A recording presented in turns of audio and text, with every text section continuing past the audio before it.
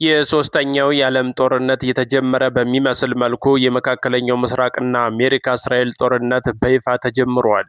እስራኤል በኢራን ላይ መጠነ ሰፊ ጥቃት ስታደርስ ከጥቂት ሰዓታት በኋላም አሜሪካ ወደ ጦርነቱ መቀላቀሏን አስታውቃለች። በድርድር ምክንያት የዘገየው ጦርነት ዛሬ በአሜሪካና በእስራኤል በኩል ተጀምሯል። እስራኤልና አሜሪካ ለብዙ ቀናት ሲዘጋጁበት የነበረው ጦርነት ዛሬ በኢራን ላይ ሲያውጁ ኢራን ራሷን ከመከላከል አልፋ ወደ ቀጠናው ሀገራት ከባድ የሚሳኤል ተኩስ እያደረገች መሆኑን አስታውቃለች። አሁን ላይ በባህሪያን በኳታርና በአቡዳቢ ከፍተኛ ፍንዳታዎች እየተሰሙ ነው። የተፈራው ደርሷል። ይህንኑ ጉዳይ በመረጃ ሰዓታችን አዘጋጅተን ወደ እናንተ እናደርሳለን። አድማጮች፣ በየሰዓቱ የሚወጡ መረጃዎች እንዲደርሷችሁ ቻናላችን ሰብስክራይብ በማድረግ ቤተሰብ ሁኑ። ወደ መረጃው ስናልፍ ዛሬ በመካከለኛው ምስራቅ አሜሪካ እስራኤል ጦርነት ረፋዱን ከተጀመረ በኋላ መካከለኛው ምስራቅ ከፍተኛ ውጥረት ውስጥ ይገኛል። እስራኤልና አሜሪካ በኢራን ላይ የከፈቱትን ከባድ ጥቃት ተከትሎ ቀጠናው ወደ ትርምስ መግባቱ በከፍተኛ ሁኔታ እየተሰጋ ሲሆን የኢራን መገናኛ ብዙሃን እንደሚሉት አሜሪካና እስራኤል በጥምረት በኢራን ላይ የከፈቱት ጥቃት በዋና ከተማዋ ብቻ ያነጣጠረ ሳይሆን በሌሎችም 5 ከተሞች ላይ ከባድ ጥቃት እየደረሰ ይገኛል። ቀጠናው በከፍተኛ ተኩስና ድምፅ እየታመሰ ነው። እስራኤልና ኢራን የአየር ክልላቸውን ለየትኛውም አይነት የአውሮፕላን በረራ ሙሉ በሙሉ መዝጋታቸውን ሲያስታውቁ፣ የእስራኤል መከላከያ ሚኒስቴር የኢራንን አቅም ለማዳከም በሚመስል መልኩ ቀድሞ የማጥቃት እርምጃ መውሰድ መጀመሩን በይፋ ሲያስታውቅ፣ አሜሪካ ግን ጥቃቱ ላይ ተሳታፊ መሆኗን ያስታወቀችው ዘግይታ ነበር። ፕሬዚዳንት ትራምፕ በትሩዝ የማህበራዊ ሚዲያ ገጻቸው ላይ ባሰራጩት ቪዲዮ አሜሪካ ከፍተኛ የውጊያ ዘመቻ በኢራን ላይ መክፈቷን አምነው የገለጹ ሲሆን ፕሬዚዳንቱ ስለ ዘመቻው ሲናገሩ ለአሜሪካና ለወዳጆቿ በሙሉ ስጋት ነው ያሉትን የኢራንን መንግስት ኢላማ ያደረገ ጥቃት መጀመራቸውን ትራምፕ በግልጽ አስታውቀዋል። እስራኤል በኢራን ዋና መሪ አያቶላ ካሚኔ ቢሮ ላይ ከባድ ውድመት ያደረሰ ጥቃት ፈጽማለች። የእስራኤል መከላከያ ሚኒስቴር የኢራን ዜጎች ከወታደራዊ ካምፖች አካባቢ በፍጥነት እንዲርቁ ከጥቃቱ በፊት ማስጠንቀቃቸውም ታውቋል። በኳታር ዋና ከተማ ዶሃ ውስጥ ከባድ ፍንዳታዎችና የአየር ጥቃት ማስጠንቀቂያ ደወሎች ሲሰሙ በርካታ ጥቃቶችም መከሰታቸውን መንግስት ባወጣው መግለጫ አስታውቋል።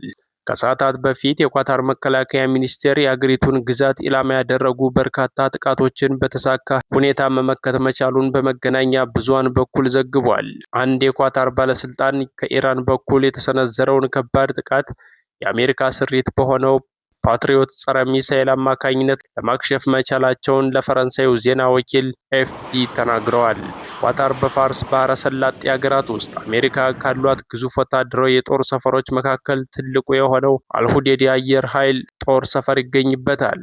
አሜሪካና እስራኤል በኢራን ላይ ጥቃት መክፈታቸውን ተከትሎ ኢራን ባጸፋው ከእስራኤል በተጨማሪም በባህረ ሰላጤው የአሜሪካ አጋሮች ላይ ከባድ ጥቃት እየፈጸመች መሆኑን ተዘግቧል። የተባበሩት አረብ ኤሚሬቶች ዜና ወኪል እንደዘገበው ኢራን በርካታ ሚሳኤሎችን ወደ ተባበሩት አረብ ኤሚሬት ግዛት እየተኮሰች እንደሆነም አስታውቀዋል። እስራኤል ጥቃቱን ተከትሎ በመላው ሀገሪቱ የአስቸኳይ ጊዜ አዋጅ አውጃለች። እርምጃው ከኢራን በኩል ሊፈጸም የሚችል ጥቃትን ቀድሞ ለመከላከል የተወሰደ መሆኑን የገለጸ ሲሆን ይህን ተከትሎ ከኢራን በኩል ያጸፋ የሚሳኤል ጥቃት ሊፈጸም እንደሚችል ቀድሞ በመገመት ቀድማ ማስጠንቀቂያዎችን ስታወጣ ውላለች። ትራምፕ ትላንትና ለጋዜጠኞች በሰጡት መግለጫ ከኢራን ጋር እየተደረገ ባለው ድርድር ደስተኛ ለመሆናቸውን ተናግረው ግዙፍ የተባለ ጦር ኃይል ወደ ቀጠናው እንዲንቀሳቀስ አዘዋል። የአሜሪካ አየር ኃይል ንብረት የሆኑት አውሮፕላኖች በሳውዲ አረቢያና በእስራኤል የታዩት በዚሁ ሰሞን ነበር። በሌላ በኩል እስራኤል የአየር ክልሏን ሙሉ በሙሉ መዝጋቷን በይፋ አስታውቃለች።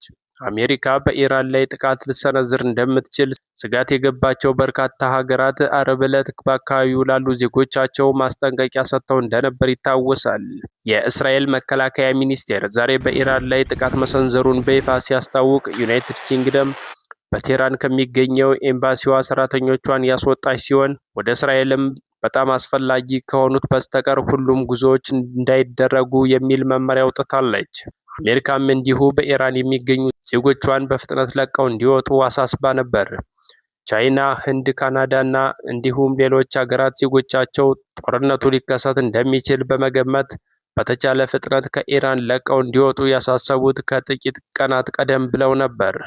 ጀርመን ዜጎቿ ወደ እስራኤል እንዳይጓዙ ስትመክር፣ ፈረንሳይ ደግሞ ጉዞ ባያደርጉ መልካም መሆኑን ለዜጎቿ ገልጻለች። በተመሳሳይ የኢራን መንግስትም የአገሪቱን የአየር ክልል ለማንኛውም በረራ ዝግ ማድረጉን ይፋ አድርጓል።